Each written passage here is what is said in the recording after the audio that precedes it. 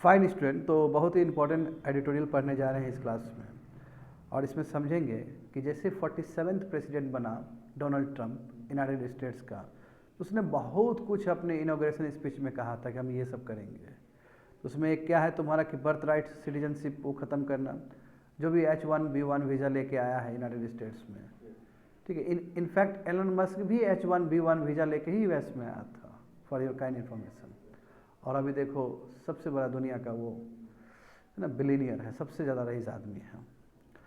तो अब birth right citizenship ख़त्म कर रहा है। ये अलग बात है कि ये जुडिशरी देखेगा इस चीज़ को कि एग्जीक्यूटिव कितना सशक्त है इस चीज़ को ख़त्म करने के लिए।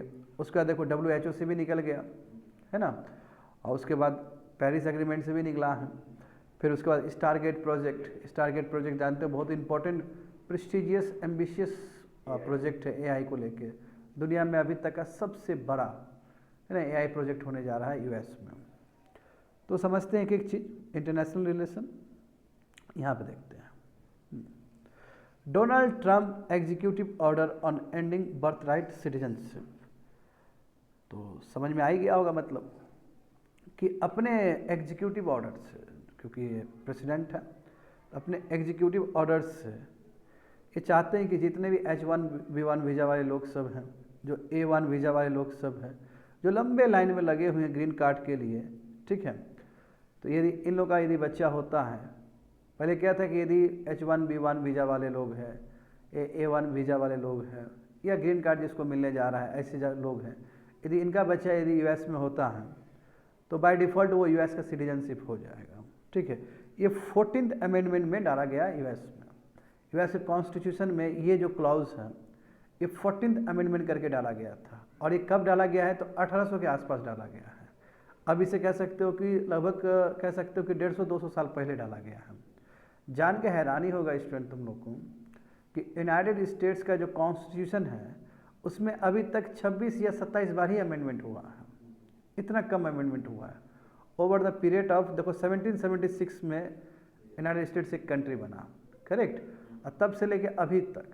तो कह सकते हो कि अपने आप में गजब बात है कि 250 साल प्लस नहीं, लगभग कह सकते हैं 250 ईयर्स में मात्र 27 और 28 टाइम्स ही अमेंडमेंट हुआ है। बड़ी बात है कि नहीं है? तो कहो कि ऐसा क्या बात है कि इतना अमेंडमेंट इतना रिजिड है वहाँ पे? तो अमेंडमेंट बहुत रिजिड है। कैसे?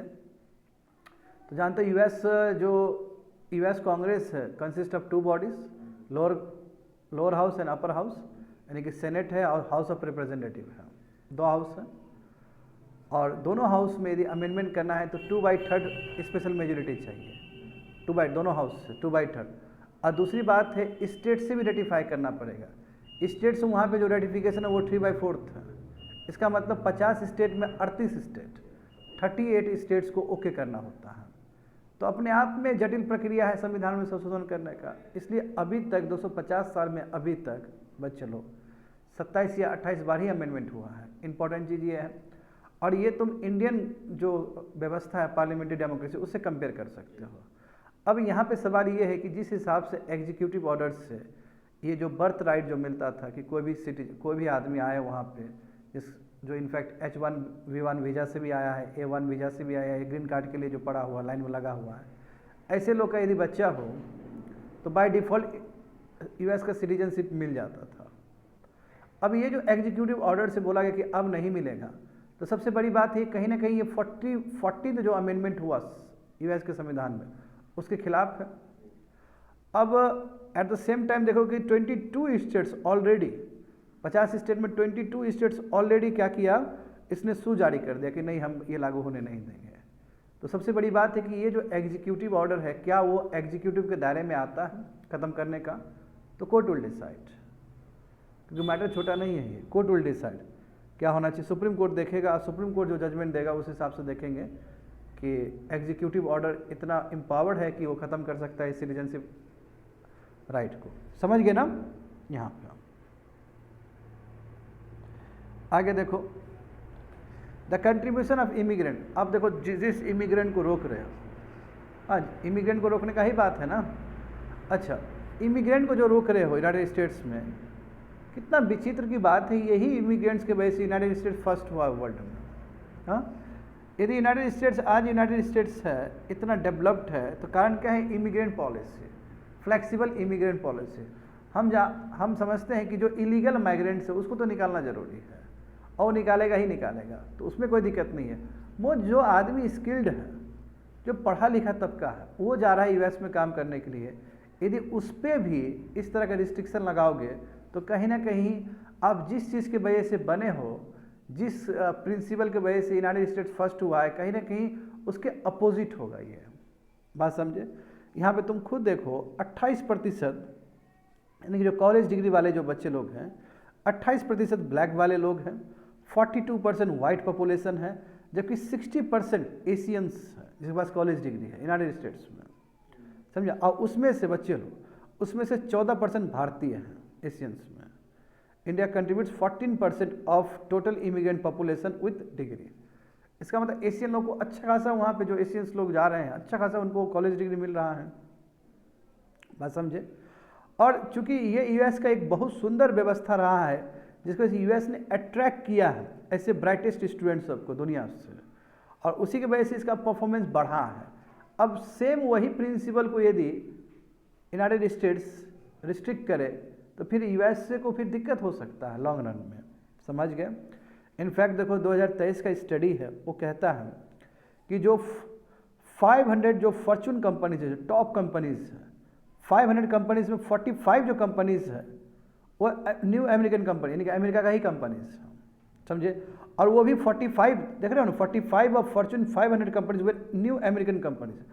और ये जो 45% है, यानी कह सकते हो 500 का आधा कर दो बच्चे लोग, 230-240 कह सकते हो, 240 के आसपास।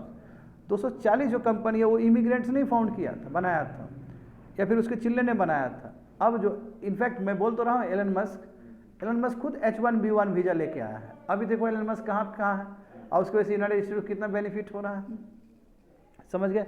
नो डाउट, क्योंकि जिस हिसाब से यूनाइटेड स्टेट्स में जो मैन्युफैक्चरिंग था पहले, उसको तो आउटसोर्स कर दिया गया। इंडिया स्पेशली चाइना में आउटसोर्स कर दिया गया, ताकि वहाँ पे लेबर कॉस्ट सस्ता होता है, वहाँ मार्केट है, दुनिया भर रीजन के वजह से आउटसोर्स कर दिया। तो मैन्युफैक्चरिंग पे आप जोर दीजिए, कोई दिक्कत नहीं, मैन्युफैक्चरिंग आप करिए, अलग से आप इंसेंटिव दीजिए, वो ज़रूरी है।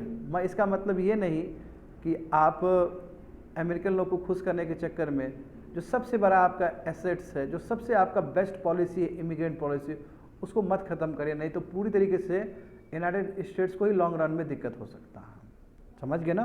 तो no doubt manufacturing jobs that once powered with white working class are gone. हम मानते हैं कि मैन्युफैक्चरिंग हाउस पहले ऐसा नहीं रहा वहाँ पे, वो आउटसोर्सिंग हो गया। हाँ, इमिग्रेंट्स का इसमें कोई कसूर नहीं है। इमिग्रेंट्स ने इनफैक्ट उस देश को देश बनाया, समझ गए ना? आगे देखो, the present status of United states of America is reducing green house gas emission. बताओ, यूनाइटेड स्टेट्स यदि हम पूरा हिस्टोरिकली देखें तो सबसे ज़्यादा जो पोल्यूटर है वो यूएस ही है। यूएस ने सबसे ज़्यादा पोल्यूट किया है, करेक्ट? यूएसए, और यदि तुम यूरोप को डाल दोगे और चाइना को यदि तुम डाल दोगे तो लगभग कह सकते हो कि 60-65% हिस्टोरिकल पोल्यूटर है, और उसमें सबसे ज़्यादा यूनाइटेड स्टेट्स है। अभी भी यूएसए सबसे ज़्यादा पोल्यूट करता है पर कैपिटा एमिशन के हिसाब से देखोगे तो, है कि नहीं? बताओ, यूएसए द सेकंड। अभी प्रेजेंट बात करोगे तो अभी प्रेजेंट क्या है तुम्हारा? चाइना सबसे आगे निकल गया है, मगर यदि हिस्टोरिकल पर्सपेक्टिव से देखोगे तो यूएसए रहा है। तो अभी देखोगे चाइना फर्स्ट है, सेकंड यूएसए आता है, इंडिया थर्ड में आता है। मैं इंडिया का ओवरऑल देखोगे तो बहुत कम है, बहुत कम है। अब तुम खुद देखो, मैं एक आंकड़ा देता हूँ तुम लोग को कि 800 करोड़ पीपल है, 8 बिलियन पीपल है वर्ल्ड में। हाँ, उसमें देखो केवल 33 से लेकर 35 करोड़ तुम्हारा उसका आबादी है, यूएस का आबादी है। मगर जब कार्बन एमिशन का बात होता है तो अच्छा खासा 17 से लेकर 18% है लोग का। तो जितना आबादी नहीं है उससे ज़्यादा कार्बन एमिशन ही कर रहा है ये, समझे? देखो यहाँ पे क्या लिखा गया, यूएस सेकेंड लार्जेस्ट इमिटर है ग्रीन हाउस का अभी। हाँ, दोनों नहीं, चाहे रिपब्लिकन हो चाहे डेमोक्रेटिक गवर्नमेंट हो, हाँ, ये दोनों नहीं। अभी देखो जो बाइडन ने भी तो बहुत सारा सेल गैस का प्रोडक्शन बढ़ाया था। हाँ, अब्बास में आनंद फानन में आके अंतिम जब टेन्योर में अंतिम में था तो बोला था कि हम अब और ज़्यादा अपना वो करेंगे, मतलब रिड्यूस करेंगे। तब तक तो आपने सेल गैस प्रोडक्शन कर लिया है ना। तो देखो oil and gas production increase हुआ इवन बाइडन के एडमिनिस्ट्रेशन में भी है। जो इतना इतना बड़ा बड़ा बात कर रहा था पेरिस एग्रीमेंट का।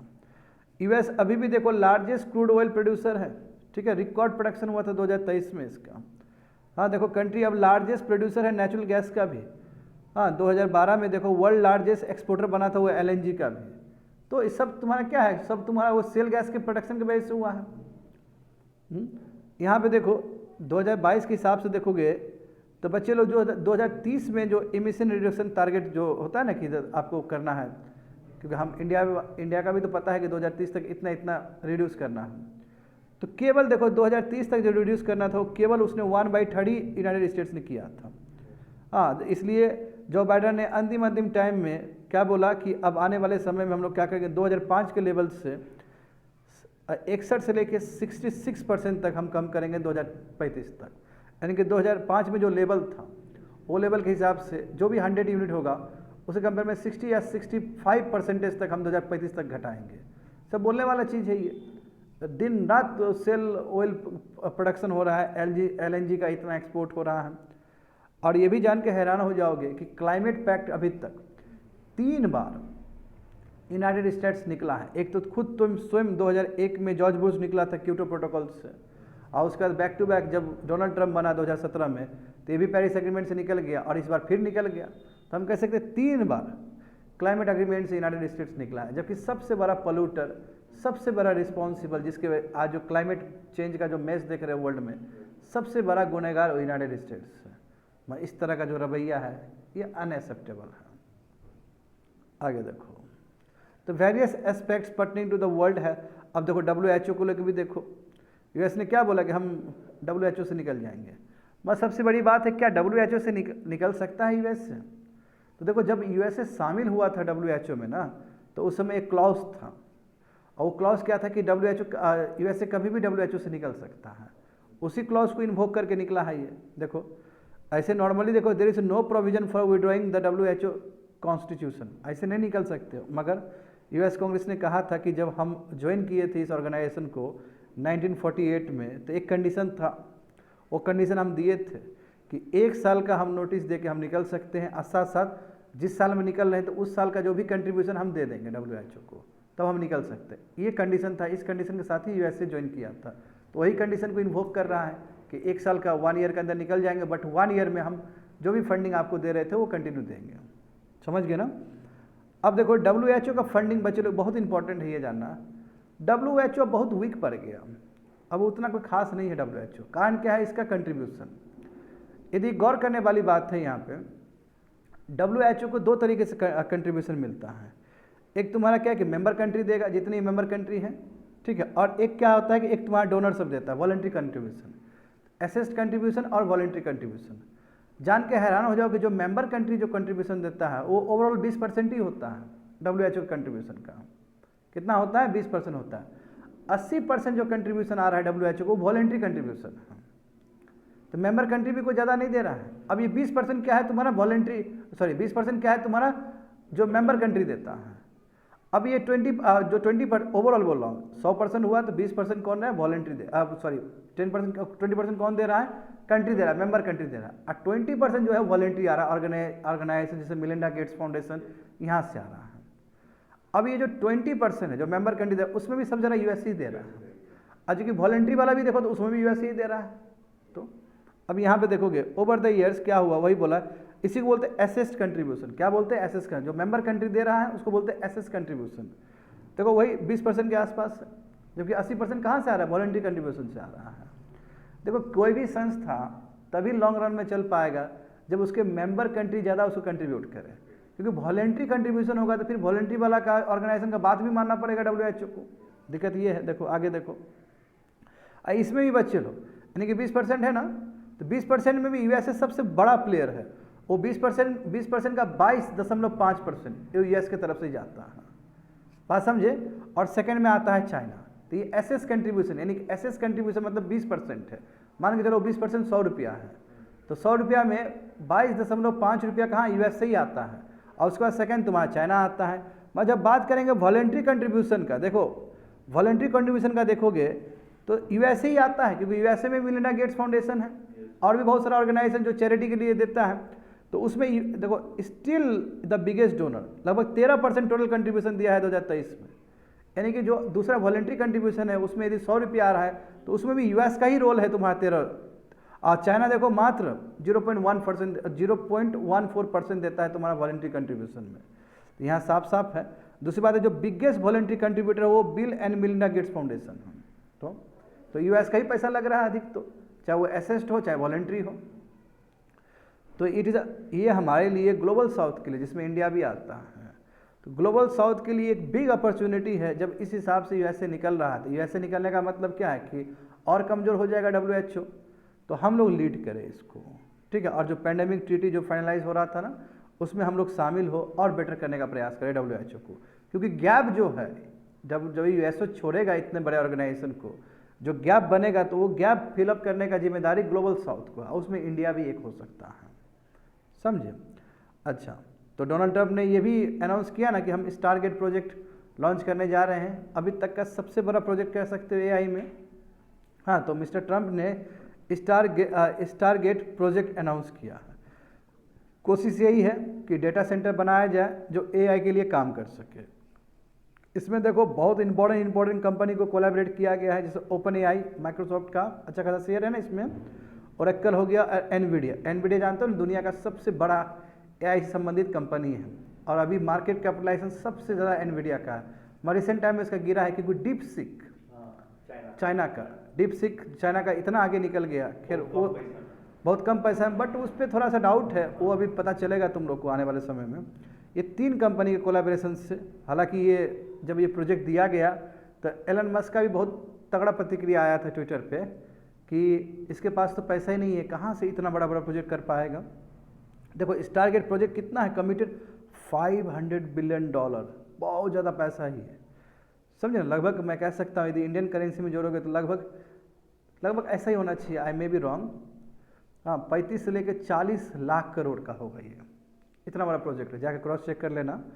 और 4 साल के लिए है तुम्हारा, और $100 बिलियन तुम्हारा शुरू में स्टार्ट करने के लिए दिया जाएगा। तो देखो the construction phase is already commenced. हाँ, बिगिनिंग कंस्ट्रक्शन फेज तो ऑलरेडी हो गया है। बहुत सारे सेवरल टेक्नोलॉजिकल लीडर्स हैं, जैसे soft bank, Microsoft, Nvidia, Oracle, सब बहुत इंपॉर्टेंट रोल प्ले करने जा रहे हैं इस प्रोजेक्ट में। तो प्रेस कॉन्फ्रेंस में यूएस के प्रेसिडेंट ने कहा है कि यस, यूनाइटेड स्टेट्स को फर्स्ट करने के लिए हम ये कर रहे हैं, और इससे यूनाइटेड स्टेट्स और बेटर होगा और लॉट्स ऑफ जॉब क्रिएट होगा अमेरिकन्स के लिए। That's it, completed.